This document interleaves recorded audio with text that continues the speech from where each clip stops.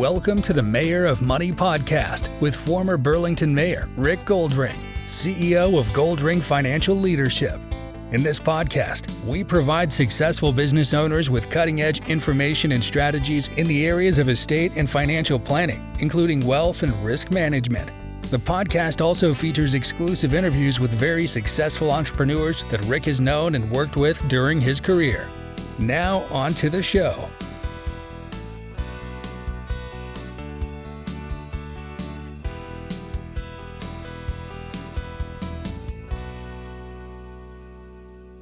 Well, I want to welcome to the podcast today, the Mayor of Money podcast, Nathan Helder. Nathan, I've known for a few years. He's a very successful business owner with many different businesses. And Nathan, I'm looking forward to our conversation today. But just to give you some background on his LinkedIn profile, it states he's an investor and executive leadership coach. He owns and is the president of Gelderman Landscape Services. He has a company called Southbrook Consulting, Southbrook Accounting, and Arizona Outdoor Solutions he has interest in. Nathan, welcome to the Mayor of Money podcast. I'm thrilled that you joined me today. We've been through a challenging set of circumstances the last 2.5 years. How have you been? I've been fantastic. Thanks for having me on, Rick. It's a pleasure. I'm doing well. It's been a great summer. I got to spend lots of time with my family. I have two kids, a 13-year-old and a 10-year-old. And so my wife and I are talking about these are the formative years as raising our children. And so we try to spend lots of time with them. And it's been a great, life's good, business is good. I'm healthy, so no complaints. So let's just talk about your vacation. You were away. You went on a major road trip. Tell us about that. Yeah, so I'm in predominantly in the landscape business, and so our busy season would be the summer. However, on May the 25th, we loaded the truck and the trailer, and we headed to the States for our epic road trip, as we called it. So we were gone for 45 days. We left May the 25th, arrived back in Ontario on July the 9th. And so, I was gone for the 6.5 weeks, traveled Arizona, California, Washington, Montana, all over the place, camping as we went. It was a big deal. I was able to be away from my company and the team. The team did fantastic while I was away. It took, it was just a great time for sure. So you're away for 6 weeks. So at a busy time of year for a landscape company, very busy time of year, you're away for 6 weeks. And how connected were you to the operations? I did have my phone with me, so because we had to use it for Google Maps. No, I had about 4 phone calls with the 3 VPs and my HR manager midway through, probably a half hour to a 45-minute phone call, just to see how they were doing, just support them. And that's it. No other touch bases. I didn't travel back. I didn't receive any customer complaints. I didn't have any interaction with operations. Nobody was calling me, asking me for whatever. It was pretty cool. Well, that's pretty cool that you're able to do that at a very busy time of year, or any time of year for that matter. We're going to get into, how you got to that point, but let's go back to your earlier years. And you went to university, you went to Guelph. And what did you take at Guelph? Yeah, I took animal science. So I know how to feed cows and how to milk cows. So I spent 10 years in that industry and then made a 180-degree turn and jumped into something totally different. So, So you ended up buying your father-in-law's business, and I'm going to ask you something about that. But firstly, you seem to me like a serial entrepreneur, and I say that in a positive way. You have an entrepreneur mindset. And the fact that you're able to go away for 6 weeks and have a successful business continue to operate with only 4 phone calls. Did you have an inkling at some point in your life earlier on when you knew most likely you were heading down an entrepreneurial path? Yeah, it's funny, when you think back to the years when I was 10 or 11 years old, I had multiple jobs. I cut grass as a kid, and I remember hiring my brother The deal was I had to cut the grass for $10, and I hired him to do it for $5. And then I pocketed the other $5. So I did that as a summer student, in grades, I don't know, 6, 7, 10, 11 years old. And I picked a lot of fruit as a kid. So early on, that was as a student or as a child, actually. And then, but when I had my first job at the university, I would have my day job, but I always had a side hustle. I actually milked cows for people when they were going on holidays. And so, yeah, I was always thinking about how to be self-employed, how to create a business that was not dependent on me. Because I realized that, if I go on holidays or if I'm sick, then how does the income come in, the income stream? So, yeah, my wife and I talked about it for years. How, do we start a business? Do we buy a business? I had, like I said, side hustles all the time. And so, the status quo was never for me. I wasn't just to have my job and that was it. I was always trying to be challenged in different ways. So you ended up buying your father-in-law's business, who started Gelderman Landscape. How did that come about? Yeah, so the story is a little unique. So, Hank Gelderman is my father-in-law. I've known him for 25 plus years. I married his daughter 24 years ago. But at that time, I was still employed in the feed company, working with dairy farmers. We were visiting there one Sunday after church, and I basically asked him straight out, I said, if I could buy some shares in his company as an investment. He said, well, there's one share, you can buy it. I'm like, pardon me, I don't know anything about landscaping. He goes, you don't need to. You know how to work with people, you know how to work with money, and that's how you run a business. My wife was dead against it. She had never worked for her father ever. She has 4 other siblings who had all worked in the business at some point. And she says, I don't want to live in the house where we live today. I don't want to own a business that's successful. The Gelderman business in Burlington has been well known for we're 67 years in business now. And she goes, she didn't want any part of it. For me, it was a unique opportunity. And I said to Hank, well, how do you see this working? Don't worry, we'll figure this out. And that was the fall of 2005, when the business was about 50 staff members.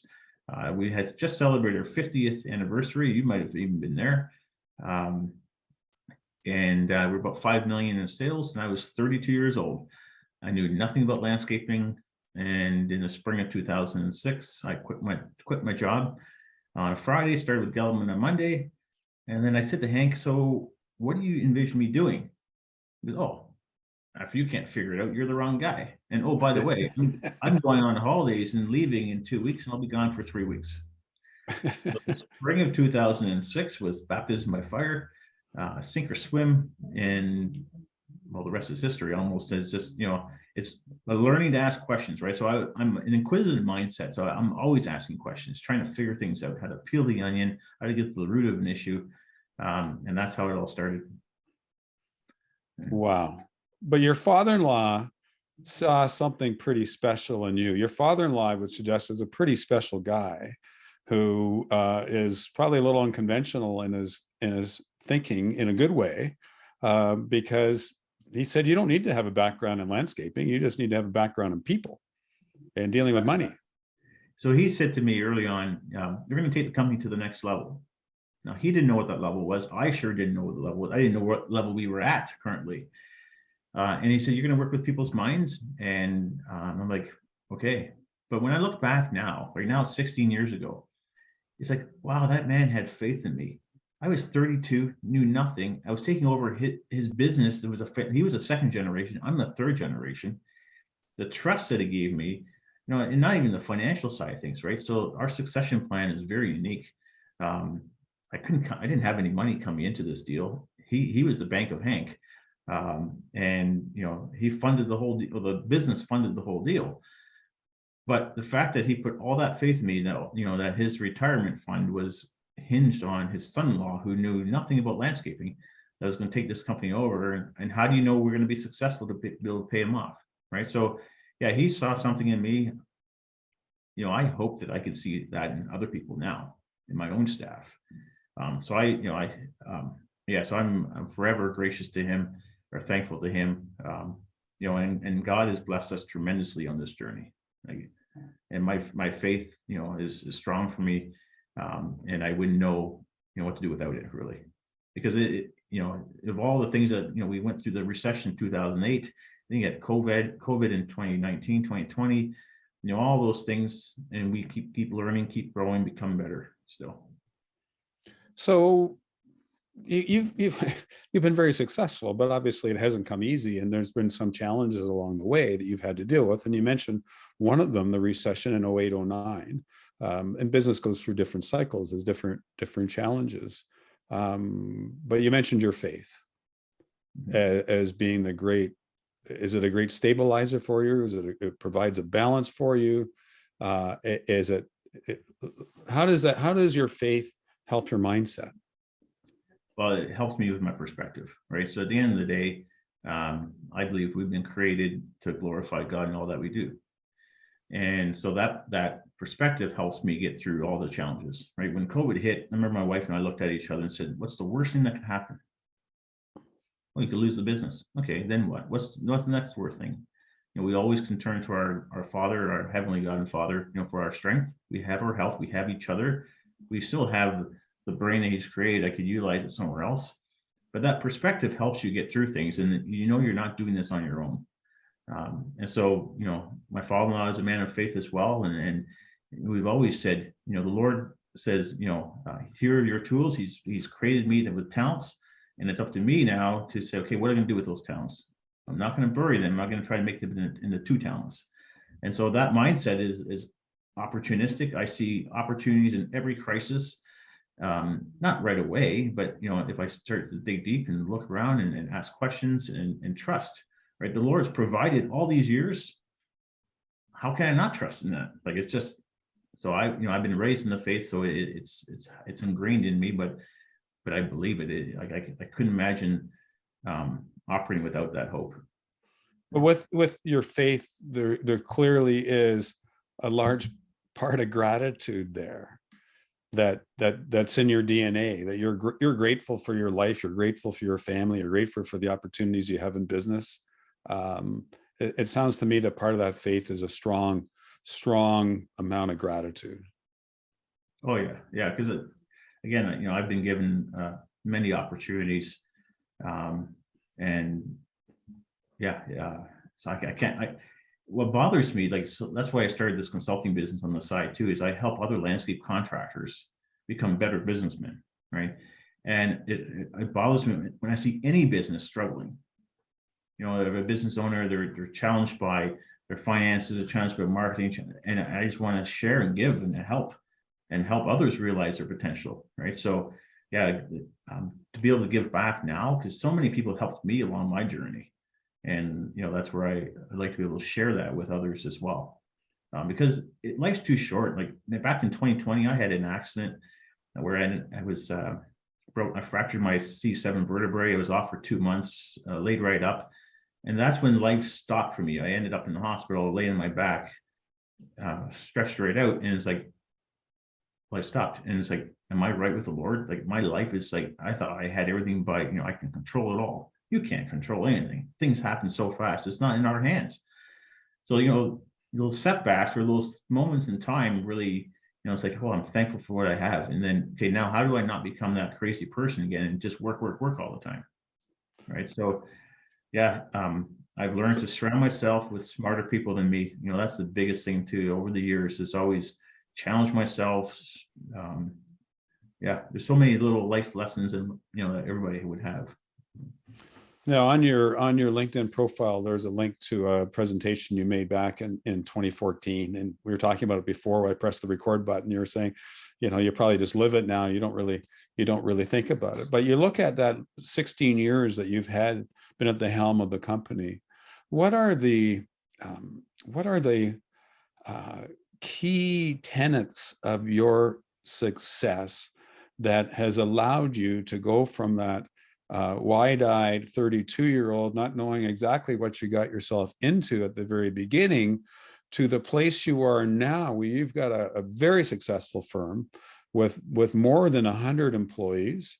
And it's so successful that you were able to go away during one of the busiest times of year for 6 weeks and only have 4 phone calls as way of connection with the folks at your company.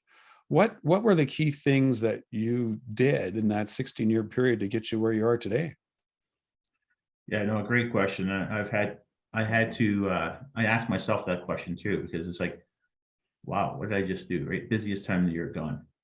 And so it's probably 5 or 6 things, and I actually wrote them down because I never want to lose that. Right, so I think the first thing is, well, maybe not first, but number one would be extreme focus on people and culture. So over the years, we've grown the business, we've gone higher in sales, down in sales, but at the end of the day, it's really focusing on the people. They're the greatest asset, and the culture of the company. And that presentation in 2014 was culture versus profits. That was the title. What's more important? And to me, still, culture is number one. Culture will eat strategy of breakfast. There's that quote by I think Peter Drucker. It is, because if you focus on profits, then you're looking to cut expenses all the time, and you're just you're very focused on one thing. But what I've seen over the years is that when we have a good culture, we have a high performance culture, a high performance team with the right people in the right seats. You can move mountains together. Like it's unbelievable. Magic can happen, and that's where I've seen over the years. Some years were better than others. This year, Gelderman was just awarded a Great Place to Work. So we were very proud of that accreditation. And so, yeah, our culture is very strong, and in light, and part of that is the profits have come along with it. The second one is probably the hardest for most business owners, is systemize your company, right? So I've always had a mindset of delegating myself out of a job. I do not really want to be on the org chart from a day-to-day perspective, because what happens if you get hurt? Like 2 years ago, I was hurt for 2 months. The business kept going. So I've always looked at, how do I create systems? How do I hire people to do other things? How to delegate myself out of the day-to-day.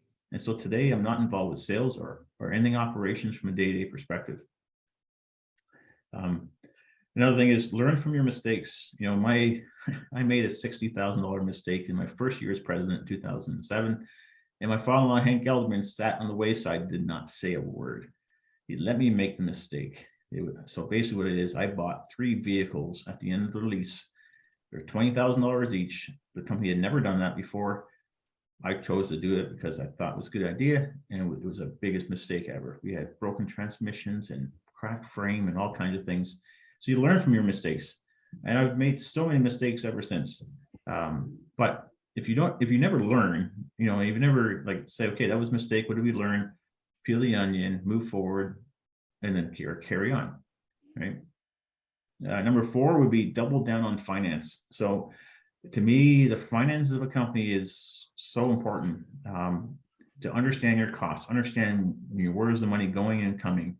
And that's where my consulting comes in. And I started an accounting company in 2021 for contractors. Because of this, is that I came into the deal, like the Gelderman deal, with no money in, and the Gelderman business funded the whole transaction. So how do you buy businesses with no money in? This is how I look at things now. But for owners, you gotta really know, and not just have your accounting staff know, but as CEOs and presidents, do you understand your balance sheet? Do you know that's the thermometer of your company? The lifeblood is your balance sheet, understanding it.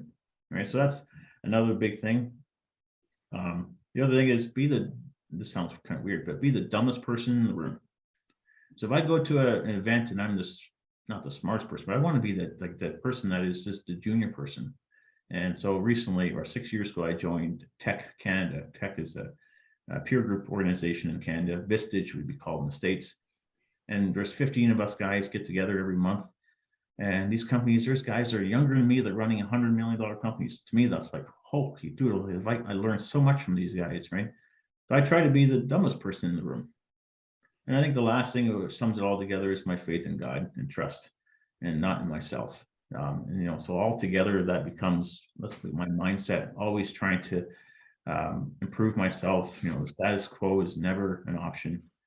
I see opportunity everywhere. My wife says, "Oh, Nathan, there you go again, starting another company." It's like, oh, I see a need. I see how to do it. I know how to set it up. I'll partner with another fellow or a person, right? We'll become 50-50. I don't need to run the business. I have 2 businesses where I don't run the day-to-day, or 3 businesses now. I don't need to run it. I just need to be involved in it. And I love seeing growth. I love seeing people develop. And, I see people like Gelderman here came in as a crew leader or a laborer, and now they're a branch manager. They're running our biggest branch over a period of 5-6 years. So to me, I'm always trying to impart the knowledge, train people to become better. Because in the end of the day, as they say, the tide rises, and I want the boat to keep rising. And I want my staff, the people I work with, to continue to learn and grow. So what I see here is just with you and your role, despite the fact you're not involved in the day-to-day operation as much as you once were, but just in who you are and your character and integrity, that I see that permeating your organization. And that's a big part of success in the company, is when you have a leader like that. But there must be certain strategies that you have developed, or certain tactics or approaches as far as how you work with your team, that's also contributed to the success of Gelderman's today. Yeah, no, there's tools, right? There's, as a continual learning, strategic planning, for example, is something that I introduced probably 10 years ago. The company didn't do it before. They just kept growing and hope for the best and carried on. It worked out fine. But as the business world was changing, we've developed, or I facilitated, a one-page strategic plan. So the whole Gelderman business is on one page. We do this once a year. And it's fantastic. We posted it for everybody to see. It's all in our operation here. Everybody can see it. So that's a tool we use, keeps us focused on what's important. I think of another thing, we introduce success profiles. There's a book called Who by Jeff Smart. In that book, he talks about success outcomes. So what's the successful outcome of a position? So in your sales, sales is to get work. But when you're in operations, is what's a key success metric that you can measure, that the staff member can actually accomplish. So creating those kind of tools on the HR side. We use psychoanalysis, personality assessments for years. I think of open book management. I introduced that several years ago. So I share our financials right down to the net profit with our whole management team. Wait a minute. I got to challenge you on that one. So with the income and expenses, and everything. You share everything. Yeah. So I remember talking to my father-in-law about that years ago. I said, why is it that I'm the only one worried about cash flow and managing that cash and all that? I said, I want to share the numbers with my staff and get them to think like owners. And he was just dead against it. He goes, no way. Because they'll think you're taking all the money for yourself. I'm like, well, they think that now already because they don't know. And so I spent a winter season teaching them about financial statements and pricing.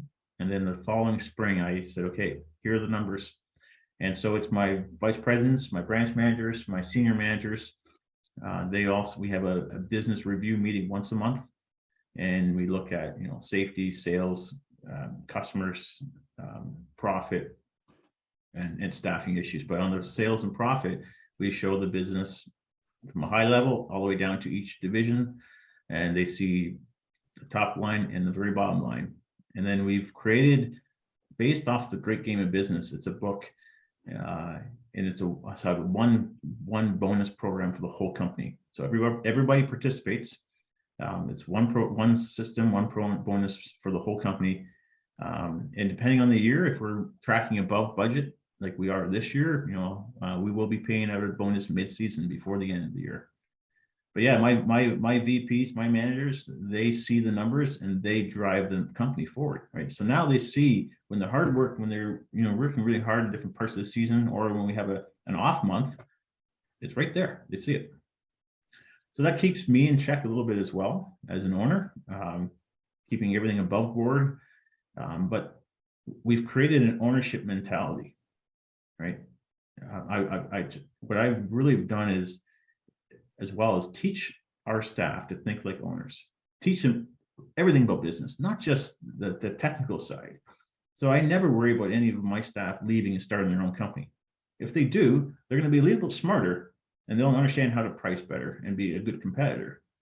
And yet I've had a lot of our managers say to me over the years, Nathan, I don't want to start my own company. I got to deal with all the things you've taught us about. And I don't want to deal with all that. I'd rather just work for somebody and enjoy it. And you give us the freedom, the flexibility to think like an owner, and you don't micromanage, because I won't micromanage. Yeah. What are some of the key books that you've read over the years? I sense you're a bit of a reader. You mentioned Peter Drucker earlier.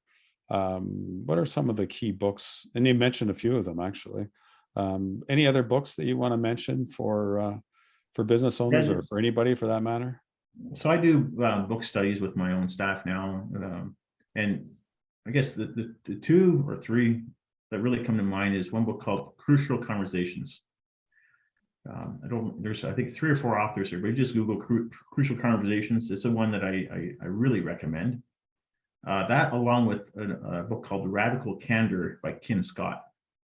That book's fantastic. Those two books together are really good, because Radical Candor would suggest that if you see something in somebody, or you want to make a decision, if you really care about them, then you would actually do something about it. If you really love them and care for them. And then Crucial Conversation teaches how to have those conversations. Okay? And then I think the Bible fits in there too, because the Bible shows how to be gracious to others. So there's a whole thing together, right? You can be really strong and firm, but here's how you're going to do things. But then the Bible says, no, here's how you should talk, to people, love those, and then Crucial Conversations fits in there, and Radical Candor. Those are the 3 books right now that I really, yeah. And there's another book I just started reading, or finished reading, called Leader Shift. So from John C. Maxwell. So John Maxwell has all kinds of books on leadership, but this is a new book called Leader Shift, and it shifts your thinking about how to be a good leader. It was actually really, we did it we're doing it as a group. So in my executive team of VPs, we meet weekly, and we follow also the EOS from Gina Wickman, the Traction book. But also we're doing a book study, the leadership book, as a group. So we'll read a chapter together, we'll discuss it, what stands out. And as a group, I'm always trying to improve my team from a professional development standpoint as well. Wow. So that's where I guess I'm still needed in the business, right? I'm trying to push the team to be stronger yet all the time. And everything that I learned from my tech peer group, I take home. I try to implement a lot of those things, concepts, how to become better. And it's, life is fun. Business is fun. And like I said, I see opportunity everywhere. So and that's the problem. Is like, I could start a business there and help out. But at the end of the day, though, I try to maintain my 12 weeks of holidays. It's important to me. Last year I had 12 weeks. This year I'm on track. So that makes, you have to be very, my time management has to be, right up there. So I always, there's a book I read called The One Thing, and it talks about in that book, what could you doing versus what should you do? And we always, a lot of people like to make lists, right? And I used to have all kinds of lists, like 10 things on there. And what I naturally would do is do the easy stuff first. But those are probably the things that I could do, but not the should do. The should do is, okay, those are the hardest things, do them first thing in the morning and get them done. And that's how I prioritize my day every day. It's between all the different businesses. What should I be doing? Not what could I do? Okay. Well, this has been very enlightening. This has been very refreshing in so many different ways. And Nathan, I want to say a big thanks for appearing on the Mayor of Money podcast. We're going to be promoting this because there is so much value in what you had to share, and so much, wisdom and perspective. And a sincere thanks for taking the time to be on the Mayor of Money podcast. And congratulations on what you've achieved so far in your life. And when I say that, it's not just your businesses, it's obviously your home life, and you've spent a lot of time working on yourself as well, and you deserve a lot of credit for that. So thank you for being on the Mayor of Money. I would love to have you back again. There's so much wisdom that you have to share, but this has been very enlightening, and I know people are going to really get a lot of value. So right, thanks, thank you very much for having me. Appreciate it. And thanks everyone for tuning in to this edition of the Mayor of Money podcast. We will see you next time on the Mayor of Money. Thanks for tuning in. Thank you for listening to the Mayor of Money podcast. Click the subscribe button below to be notified when new episodes become available. If you'd like to have a one-on-one discussion with Rick or have an idea for a particular guest or topic, contact him at rick@rickgoldring.com. See you next time on the Mayor of Money podcast.